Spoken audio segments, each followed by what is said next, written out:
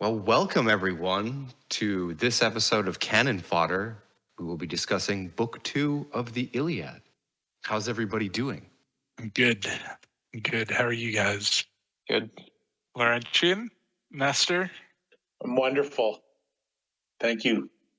Anything new? So we left off in Book 1. Can anyone remind our dear audience on what happened? Yeah, Zeus goes to bed, doesn't he? Zeus does go to bed, and this begins our summary of Book 2, because Zeus goes to bed, but he's not sleeping well. He's challenged inside himself that he needs to act on Thetis's request to make things right for Achilles. So, hoping to do right by Thetis, he sends a dream to Agamemnon, and this is a false dream. In this dream, the likeness of Nestor appears to Agamemnon and instructs him that he's going to be victorious over Troy the next day if he would only attack. And so Agamemnon wakes up psyched that he's going to do the thing. Agamemnon gathers his princes and all of his chieftains and relates the dream to them. Then he has the entire army assemble, and to test their resolve, like the fucking moron that he is, Agamemnon tells everyone that they should just go home, because why fight against fate? Perhaps, after all, we should sail home before the worst befalls us. And, of course, the army is like, great idea, boss. So they all grab their shit and start booking it to the ships. They start a riot to load these ships up and sail home. So Athena, on the instruction of Hera, descends down to Odysseus and compels him to grab Agamemnon's scepter and threaten this mob with death if anyone actually believed Agamemnon's hilarious prank. The army forms up again, reminded of the omen given by Calchas of the serpent and the sparrows. So in the very beginning of this story, there was this image of a serpent that crawled out of the water, climbed a tree, and gobbled up 9 baby sparrows and the mother. And that was seen as an omen that it would take 9 years for the Greeks to finally be able to attack Troy. So he relates this omen again, and there is this one man, Thersites, a deformed uggo and general moron, that talks shit straight to Agamemnon, saying, this is no good. This is going to be bad for all of us. You take all the loot, you get all the glory, and the rest of us die. So Athena then compels Odysseus to start beating the living daylights out of Thersites and insulting him as he does so as a lesson to the rest of the army. So Thersites sits in the sand crying, and Homer decides to take this opportunity to rattle off the entire roster of the Greek armies. Then the Greeks party, and then they form up for battle. The Trojans, having heard that the Greeks are forming up to battle, likewise form up to battle, and Homer again rattles off the roster for the Trojans. And that's Book 2. I just picture in my head all these guys who've been sitting there for 9 years, and Agamemnon goes, you know what, let's get out of here. 50,000 Greeks go, finally. Yeah, great idea. Yeah, we were just waiting for like the okay from you. And as they're running to the ships, Agamemnon is shouting, "It's just a prank, bro." Yeah. I felt bad. I feel bad for Thersites because it's a bit like he's the one who's actually like, he's telling Agamemnon the truth. But could we imagine, let's say, the army of 300 under Leonidas doing the same thing? If Leonidas said, hey, let's go home. I mean, if they'd been at the gates for 9 years, then maybe. Because I also wonder if it's a sign that they've lost faith in their leader. Well, I mean, it's absolutely, and there's another running theme throughout the book at how bad Agamemnon is at his job of being the overlord of this super Greek army. I wonder how much sense it makes to say that Agamemnon's their leader, because it is feudal in that, like, their leader is someone like Odysseus, who has happened to sign up. Who they're really. I mean, like the question for me is like, are they following? It seems like they're following Odysseus, who has signed up to Agamemnon's little adventure. Sure, yeah, but Odysseus also took an oath to uphold Menelaus's marriage. So Menelaus went to his brother Agamemnon to be the executor of this legally binding document that is the 12 guys who I think it was 12 guys who stood on horseflesh and took the oath to uphold this marriage between Menelaus and Sure, but Helen. there's gonna be kings present who didn't do that, and they're there. They've signed up, and their men are following them. I'm just I don't not to get deep into that, but it's just sort of something to think about. That like, Well, you don't want to be one of the lesser kings to bag out now, especially 9 years in. Like yeah. you've eaten 3/4 of the pig, you got to go the whole hog. And what's keeping these guys here? What do they have to go home to if Agamemnon wins? What do they have to go home to if Agamemnon loses? There's a motivation, I think, beyond their fealty to their king, whether it's Odysseus or Nestor or Agamemnon himself. There's probably some advantage to them in their own community for fighting in this war. Is there, are there lands to be conquered? Are there resources to be distributed? Who will those resources be distributed to? The people that fought with Agamemnon and Odysseus, or the people that stayed at home and looked after their wives and family? Well, I'm just trying to picture some kind of extra motivation beyond Agamemnon's will to keep this army together for 9 years. I think a lot of the lesser kings and heroes feel like this is fate, which is one of the meta themes running throughout the entire book, is that many of them are fated to be here and they don't want to resist their fate. Because there's consequences to resisting your fate. Exactly. Especially with gods who are this petty and cruel. But also, there's this idea like when the gods are on your side, why would you back out, right? If Zeus has told you you're about to take the city, then it's full charge ahead. Yeah, whether Achilles is with you or not. I think for me the fate thing comes back to Achilles, because he's sort of resisting fate by sitting down on the beach. But was that his fate, to resist his fate? Well, in Achilles, the rabbit hole of, was it your fate to resist fate? In Achilles, we have a unique perspective in that we know, not only do we know his fate, we know that he has two fates, and he's free to choose, that he could live a glorious life and die young, or not go to battle ever and live to a ripe old age. But was that choice real? Or was he fated to choose the fate that he picked for himself? Well, knowing what we know about Achilles thus far, I would say probably not. Achilles' personality is not one to pick up a rake and scratch lines in the earth until he gets old. Right. Then what do you mean probably not then? I might have myself twisted around. I mean probably not, and then it's never explicitly said that though he was given a choice, there was no chance that he would choose the latter. It was always he has a choice. And he always said, I choose the former. I choose to live gloriously and die young. And he laments about that occasionally. Is that still fate then? I mean, he has a choice, but does he really? He doesn't really have a choice because he's never going to choose the other option. He was fated to choose. Yeah. Oh. But we all knew in hindsight what he was going to choose. Mm-hmm. He's the son of a god, and sons of gods don't make good farmers. So even if he had chosen to become a farmer, that would have been him denying his fate or defying fate in a sense. Yeah. So when I think about the word fate, I think about two different things.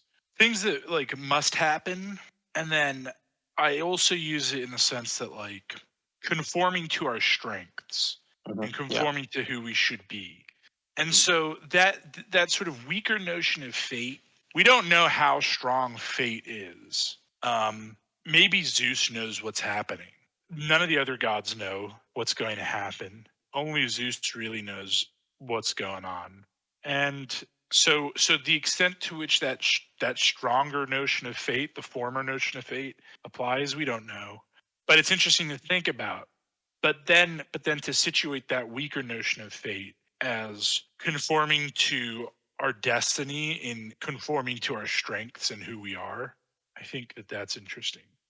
Yeah. That's the more interesting idea, and that's the one that's more present in Achilles. Because also we don't know to what extent Zeus is like a good faith actor, because he's telling Agamemnon, he's given Agamemnon a false dream, but presumably he's also made some sort of assurances to the Trojans, and he can't uphold like both bargains. So it's at a certain point, like, I have a certain amount of sympathy for Zeus getting caught between Hera and Thetis. But yeah, so I haven't read ahead yet, but the sense that I'm getting is he's trying to do that the ironic genie routine where he grants you your wish, but it's kind of like a be careful what you wish for. He's not going to grant it to you as you imagined it. Is that what he's doing? Before we go any further into that, I think this is a good point to say, like, this is our first proper theme, which is to say that these Greeks and Trojans are the playthings of the gods. And now I just want to find a good quote for that. Should I just read the message that Zeus sends to Agamemnon? Yes. Okay. Calling out to the vision, Zeus winged it on. Go, murderous dream, to the fast Achaean ships, and once you reach Agamemnon's shelter, rouse him. Order him, word for word, exactly as I command. Tell Atrides to arm his long-haired Achaeans, to attack at once, full force. Now he can take the broad streets of Troy. The immortal god who hold Olympus clash no more. Hera's appeals have brought them round, and all agree. Greece are about to crush the men of Troy. At that command, the dream went winging off, and passing quickly along the fast-trimmed ships, made for the king, and found him soon, sound asleep in his tent. With refreshing God-sent slumber drifted round him. Hovering at his head, the vision rose like Nestor, Neleus' son, the chief Agamemnon honored most. Inspired with Nestor's voice and sent by Zeus, the dream cried out, "Still asleep, Agamemnon, the son of Atreus, that skilled breaker of horses? How can you sleep all night, a man weighed down with duties? Your armies turning over their lives to your command, responsibilities so heavy. Listen to me, quickly. I bring you a message sent by Zeus, a world away, but he has you in his heart. He pities you now. Zeus commands you to arm your long-haired Achaeans to attack at once, full force. Now you can take the broad streets of Troy. The immortal gods who hold Olympus clash no more. Hera's appeals have brought them round, and all agree. Griefs from Zeus are about to crush the men of Troy. But keep this message firmly in your mind. Remember, let no loss of memory overcome you when the sweet grip of slumber sets you free." So, theme 1, plaything of the gods. You know, these gods are largely immune from the consequences of fate. They can make all these decisions and meddle in the affairs of men. And had men done the same sorts of things, they would befall poor fates. But fates don't seem to affect the gods and their immoral actions quite like humans. Yeah, if I could, I'd play right into that into today's culture. And it would be something that happens today. Like and it was VDH that said it last week, if you get a drug addiction and have children out of wedlock and you're in the upper crust of society, those things aren't going to ruin your life. But if you're working class and you get a crippling drug addiction, have several children out of wedlock, you're done. And I think the same thing, that same theme or that same plaything of the gods can be said. The people setting the tone for the culture don't necessarily suffer from the consequences of their actions. They're protected by their social group, whereas the soldiers, they're the ones who suffer by these decisions. And the same lack of morality or the same level of degeneracy amongst our nobility or our wannabe gods translates into our society. It's very, very relevant. Victor VDH being Victor David Hansen, for those of you. Yeah, who don't. Victor Davis Hansen, and Davis. his quote is often, "These people are immune to the consequences of their own ideology." It must. I must be thinking of a much older Victor Davis Hansen video, probably on Common Knowledge, where he uses the example of like Madonna and single. It must be him. So I'm just gonna say it's him. That he uses the example of someone like Madonna. And so, like, these like lower class women who love Madonna will watch her, and they'll see like, oh well, Madonna's a single mom. I can be and somehow that translates into like I can pull off being a single mom. And what they don't realize is that like, yeah, but Madonna is like a millionaire who has lives on Mount Olympus. Yeah, she has entourages of nannies and chefs. And when was the last time Madonna had to like watch her kids at night? So yeah, the gods. I mean, I wonder if this isn't tied into fate, that the strong are somewhat immunized against fate. Well, maybe what we're also describing here is that perhaps it's, yes, we are all playthings of the gods, but for us who are not kings, we're also the playthings of the kings, of the sovereigns. Right. And so it's kind of a tiered level of playthings, I guess. 3D chess, if you will. And but the gods will come down and fuck with the little guy as well. You know? Yeah. They're not above that either. So I think the people who are the elites who are immune, it's because in some way they have the favor of the gods. And the gods of our time is kind of this, you know, it's modernity. It's the self-worship, the revolutionary impulse, the egregor of Prometheus even. And so Hollywood, you know, Harvey Weinstein and Madonna and all these people, they have the favor of the gods of our time. And the ultimate example, don't. Yeah, exactly. The ultimate example in the Iliad being Paris, who has Aphrodite standing behind him, ready to whisk him off should he get into trouble. Mm-hmm. Spoiler alert. And Aphrodite, who put Helen under a spell initially to even fall in love with Paris. Yeah. Because she wanted to win some contest of who's the prettiest. So it was her vanity, her pride, that initially spurred her to start a fucking war. There's something, you know, we know Thetis, we know Athena and Hera so far, but Aphrodite doesn't get the credit she deserves for causing this. And there's something rather poetic and I think relevant to probably all ages of society that, like, yeah, the goddess of beauty, the most beautiful entity that exists, has like caused way too much problems. Well, and more specifically, the goddess of love started the largest war in history at the time. And that's, again, going to immune to the consequences of her own ideology. Women are the problem. Yeah. Well, Zeus told Hera, you know, we've already had that lesson, Jeff. And that was book 1. So what's Homer going to teach us in the next 23 books? But you could say Agamemnon suffers from the same problem.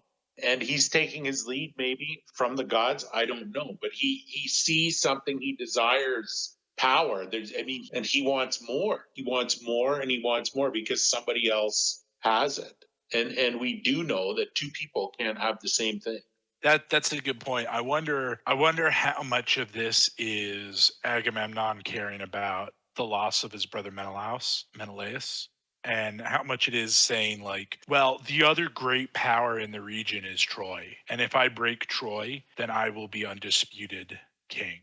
So like, imagine, if you will, like the thought experiment would be something like, what if Helen marches out of the gates of Troy and into the arms of Menelaus and says, let's go? Would Agamemnon then go like, well, I guess that's that, or would he continue the siege? We all know the answer to that question. It's the insatiable urge for more that can't be the mimetic desire that basically motivates man. There's no end to that insatiable thirst, whether it's for power, land, or resources. And we're all dragged along in that human story of desire and greed and what somebody else has that we want. We're going to come to that in the next segment. But I do have a question for you guys, which is having gotten a flavor for this world and seeing how the gods are manipulating them, would you choose to live in this world if it was up to you? Because, and I'll say this, there is something sort of appealing of the idea of this sort of body of gods that you can appeal to and wail to. Whereas, I'm a Christian, and there are at times moments where our theology is that it's a little bit remote. God hears our prayers and God answers our prayers, but Jesus doesn't come and stand behind my shoulder when I need to beat a lowly Greek with the rod of Agamemnon. There's something in that. So I might say this, that sort of in their pettiness, maybe they'd be more active.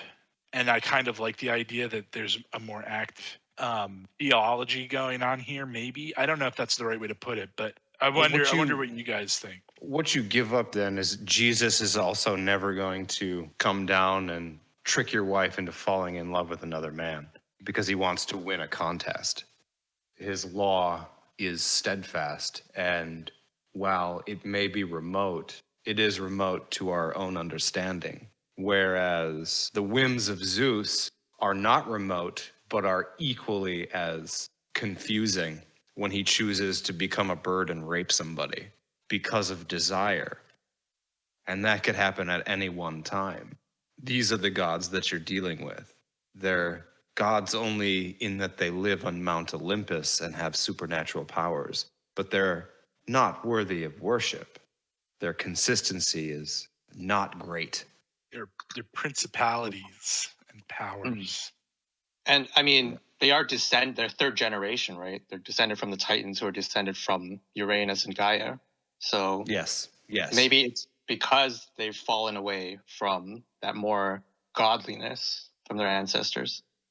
But I will say that for as much as we may not think, or we'd like to think that we're not living in a realm of where these ethereal beings are messing with us, I think even if you don't take it literally, even figuratively, we kind of are.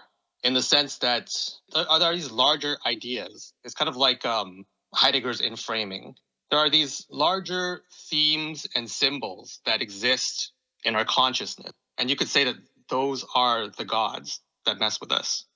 Like a great example just came to mind as you're talking was, someone like the welder who, he's gone to work every day of his life and done a great job welding great. And then one day his boss comes in and goes, "Sorry, got to let you go." And the welder goes, "But what? I'm a perfectly good welder." And his boss says, "Oh, it's the economy." Right? Like the economy is like as fickle as Hera. Exactly. That's a great analogy. And I'd only go on to say, if I could for a second, is I guess there's some similarities between, I would want to call this multi-theism, where we have these basically power struggles between the gods and how they reflect on human beings. And they're like large oligarchical structures that you think, well, if I worship the economy today and the Democratic Party tomorrow, I'll be in their favor. But truly, you never are. You're at their hands or their fate, just like the gods were at the time of the Iliad. And I see these things as, instead of monotheism or multitheism, as a form of more chaos. When we have multiple gods that we're trying to appease at all times instead of one God with one set of rules and one understanding, we have multiple gods that we need to worship and give our power and attention to. I think that's a common theme as well. Going back to why they're not accountable to fate, I think one way to look at it is because these things are, in a sense, they exist outside of time. They're kind of eternally lurking, either in the passive or and at times becoming active. So this, for example, let's take the temptation to worship the self, right? That will always be eternally lurking. And so in that sense, it is its own God. And because it exists outside of time, that's why it is not accountable to fate. And I think, in a sense, a lot of these things, these battles, they have to play out. There's no kind of like, we are the playthings. We have to play out this drama because these gods have risen at this time to become active. And it's a drama that's much bigger than we're capable of controlling. So a theme to come on to in future weeks would be something like, do the gods envy us?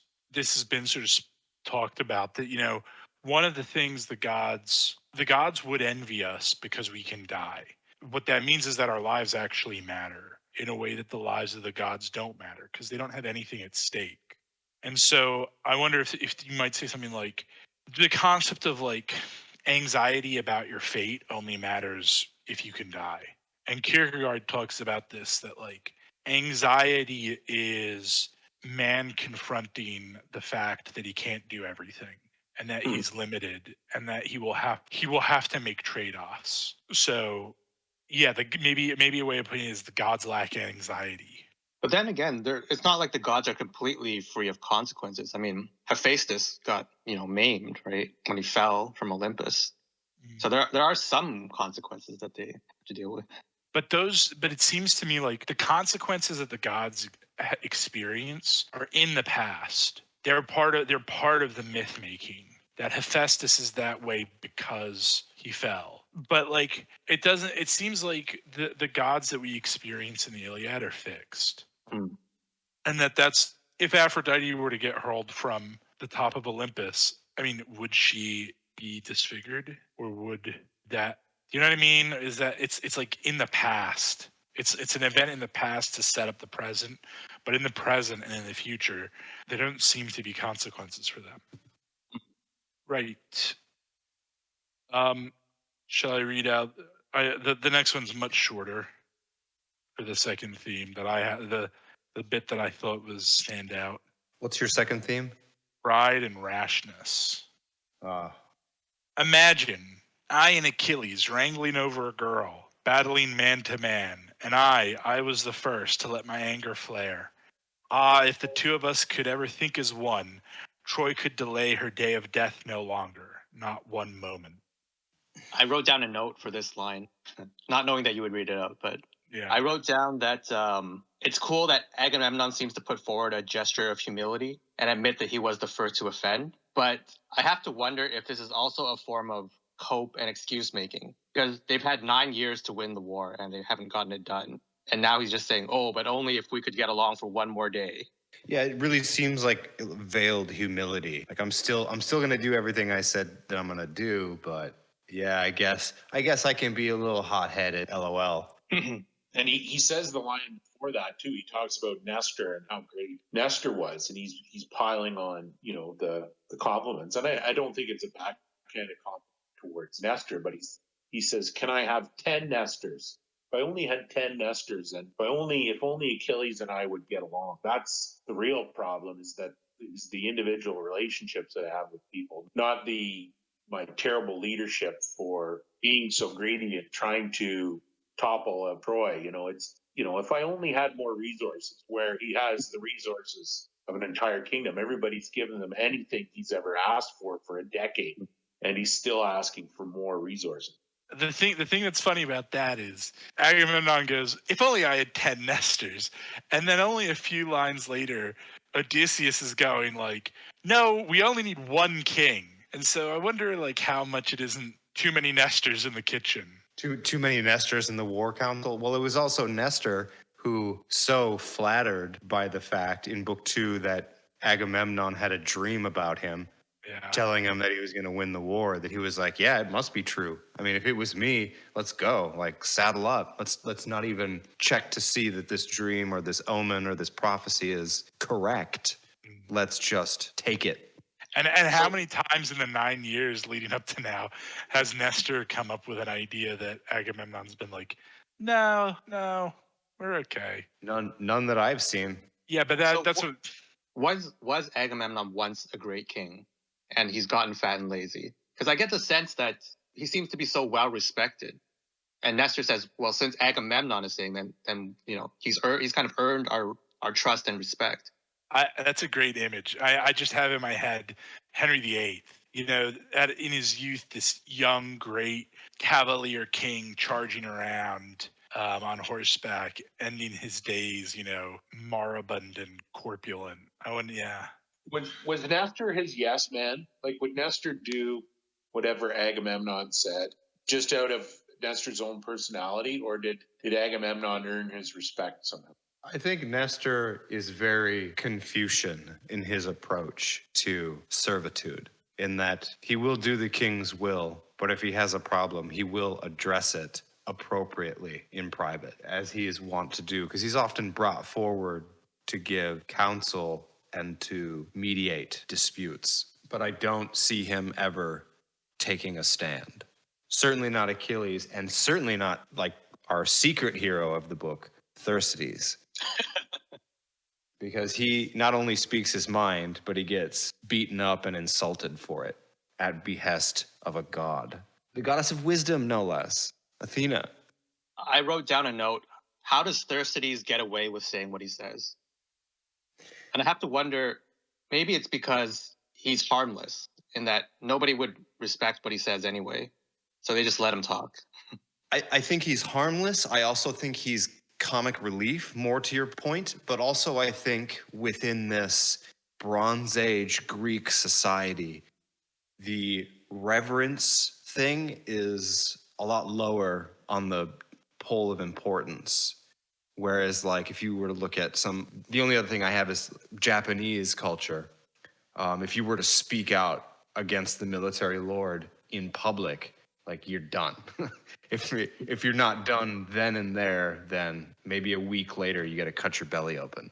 But here it seems like a little bit more of a raucous warrior culture where you can speak your mind, but, talk shit, get hit. Yeah, I think Thersites is.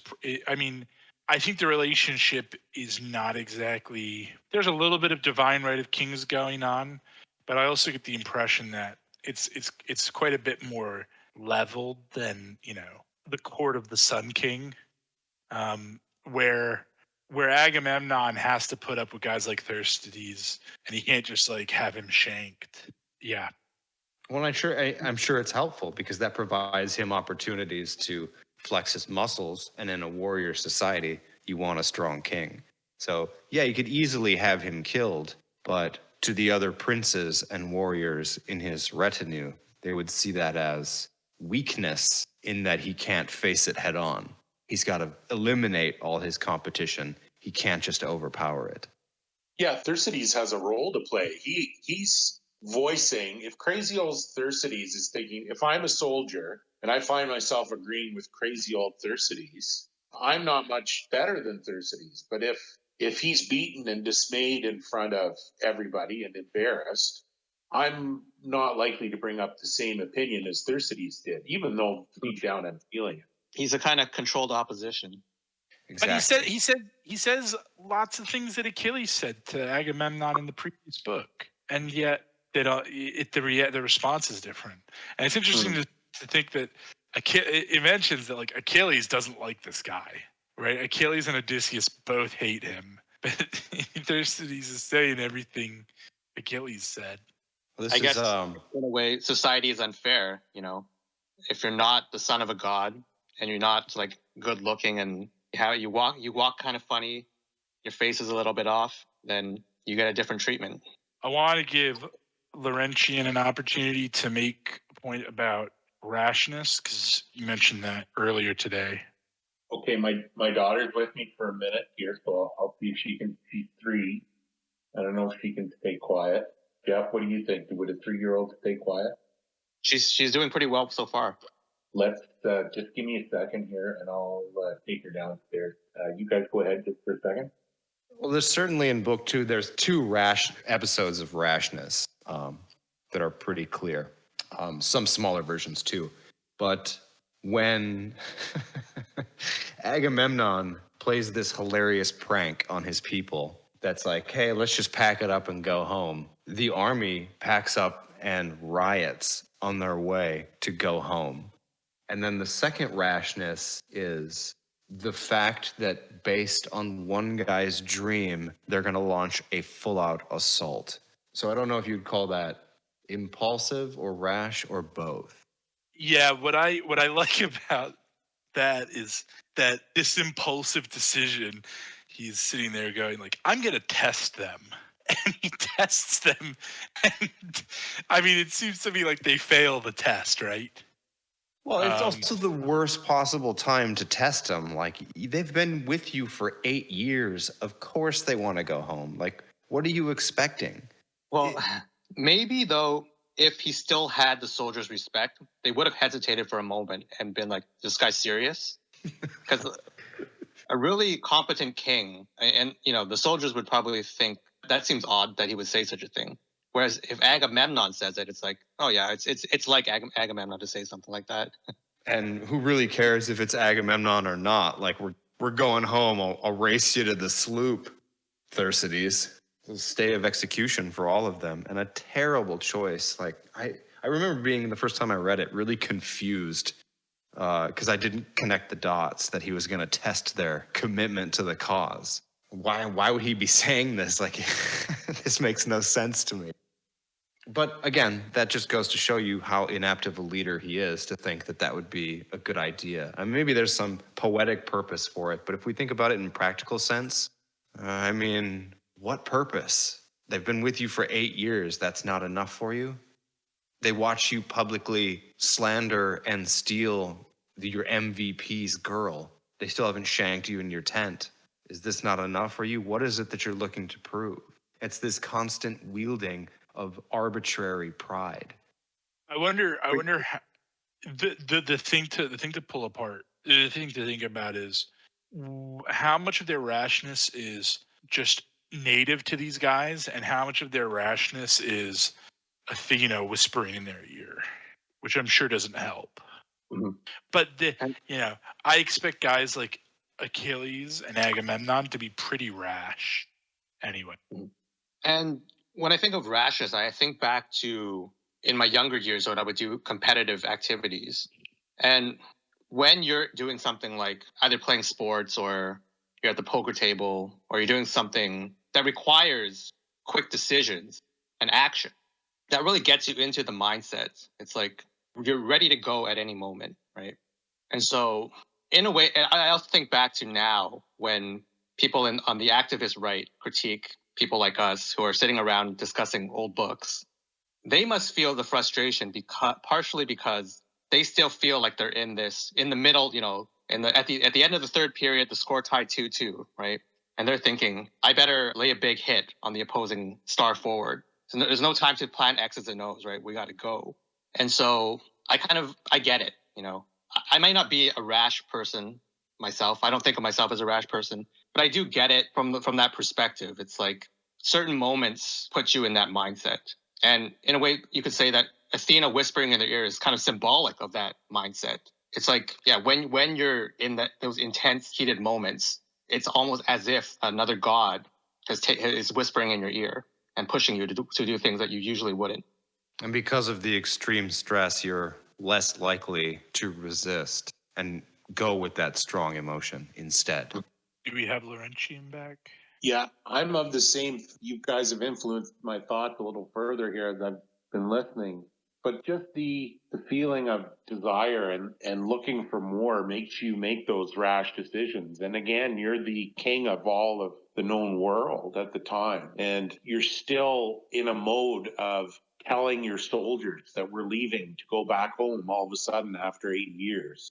And their goals aren't accomplished. Troy is still unconquered, and Helen is still in Troy. Hector is still alive. Priam. You're not conveying a leadership of steady progress. You're conveying a sense of lack of confidence, a sense of despite your great accomplishment. And we don't know why that is. We don't know what took Agamemnon this far. Is it Achilles? The threat of Achilles? The threat of he sees all these threats and he's unsure of himself, and that's why he's making these potentially poor, deadly decisions. Well, that can lead us into our next discussion. All right, theme 3. So a good part of this, we won't read anything out for this, because a good part of the book is about 400 lines of Homer describing the contingents in the Greek army, and then really briefly the Trojans coming out.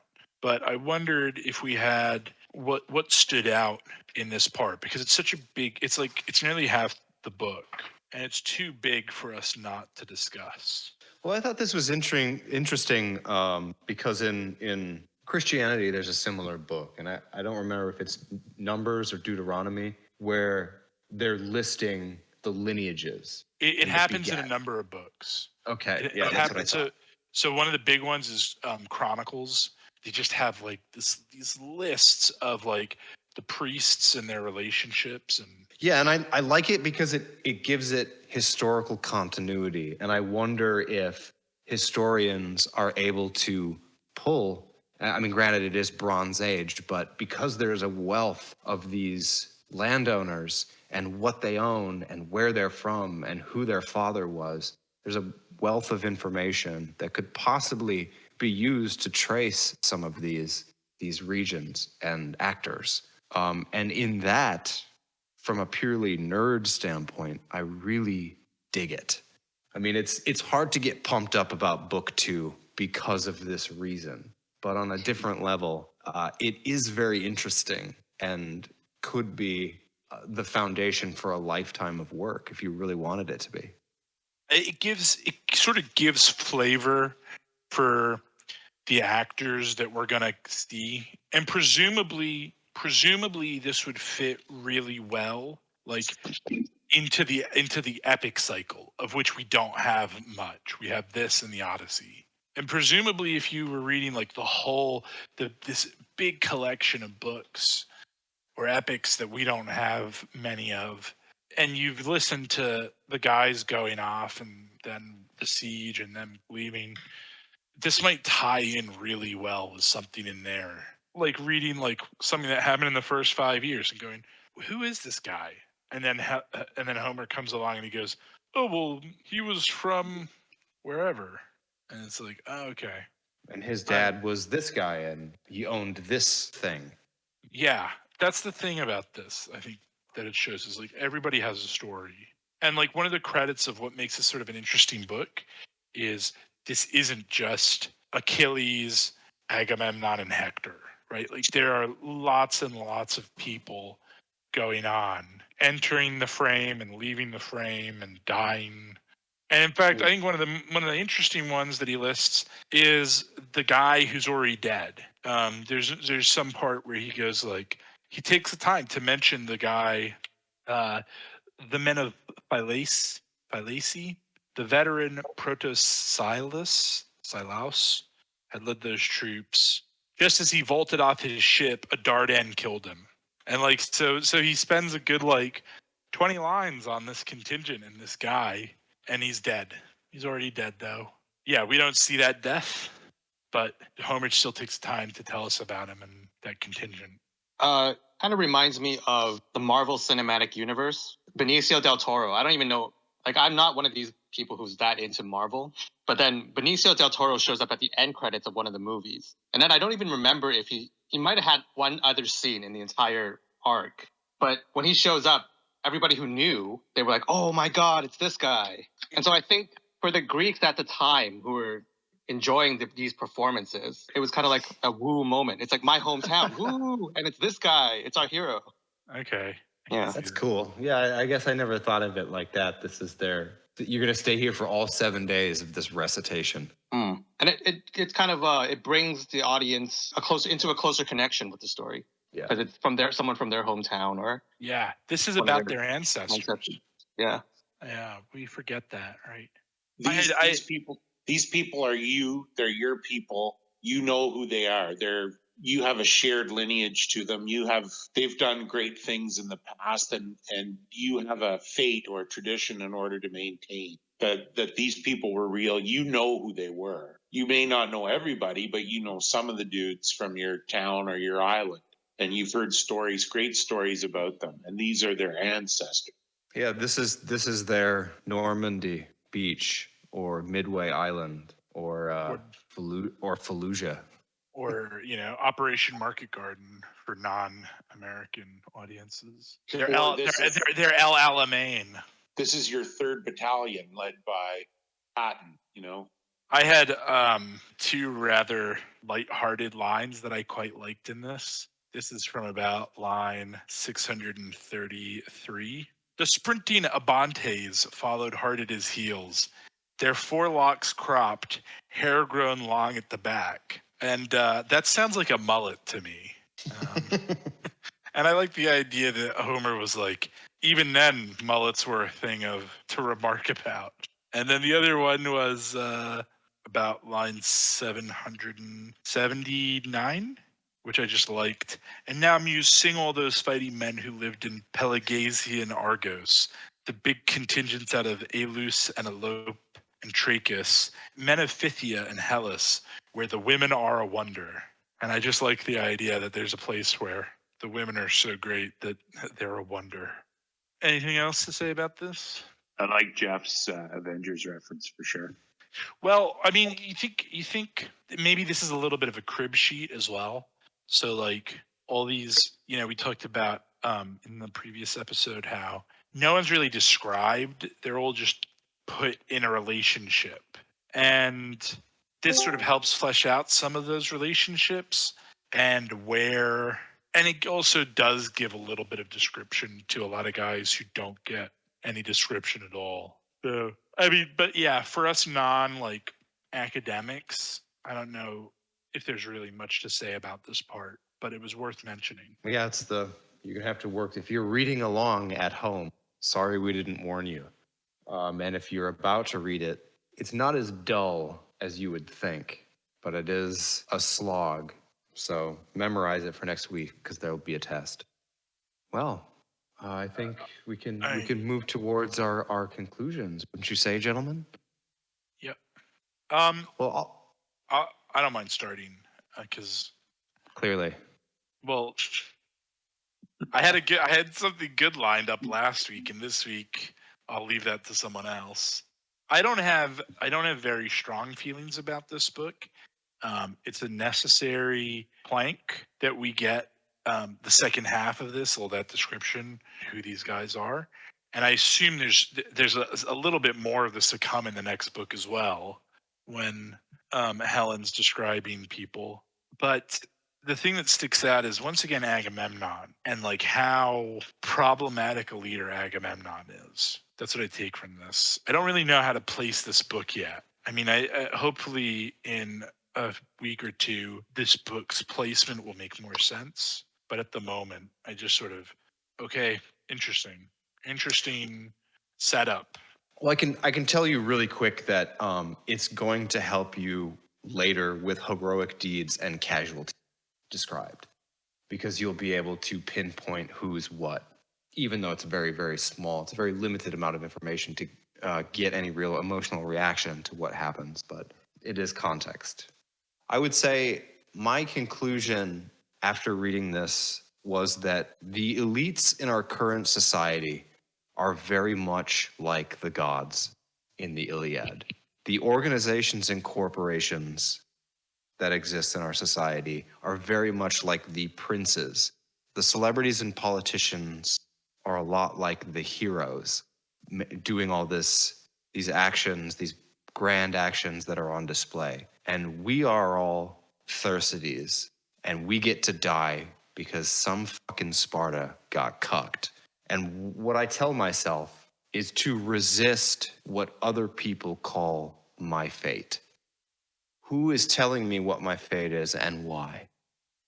I'll just echo a little bit what Cinder said. Other than that, the polytheistic nature of the gods lends to the chaos on earth and their inability to be accountable for their actions, or they can't be accountable, or they're not held accountable. And that the humans, the soldiers in this case, are subject to their whims.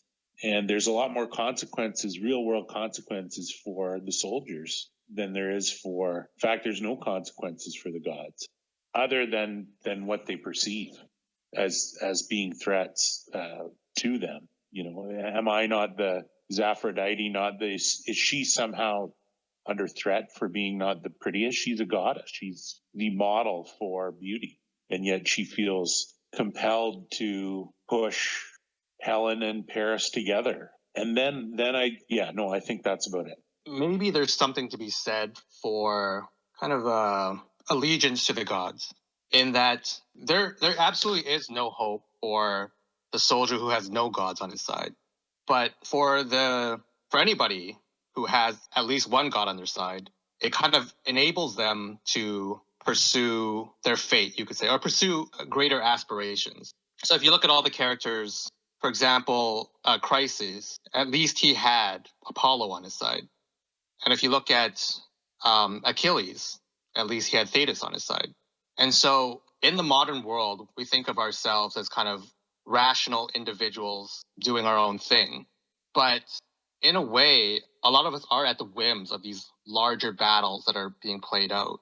And so for those of us who choose not to take sides in that, perhaps our fate then is to just be at the whim of these things and to get steamrolled in a certain sense, or to just feel like we're plastic bags drifting in the wind. But for those of us who choose our gods and choose to participate in this drama, there are perhaps greater things that await us. Just a thought. Sounding dangerously Promethean. Well, we don't have to choose Prometheus, right? We can choose the good We can god. choose ourselves as gods. Right, fellas? Yeah. Eat the apple. Join us. Hath God truly said? What we need is the ark to weather the storm. The story arc or the big boat? The big boat. What about so we've abandoned the Shire? Well, we're foreshadowing Buckland. Okay, well, I just want to thank everyone for joining us and putting up with that. We'll be back next week with Book 3, and I hope you all enjoy some much-needed rest on the shores of Ilium.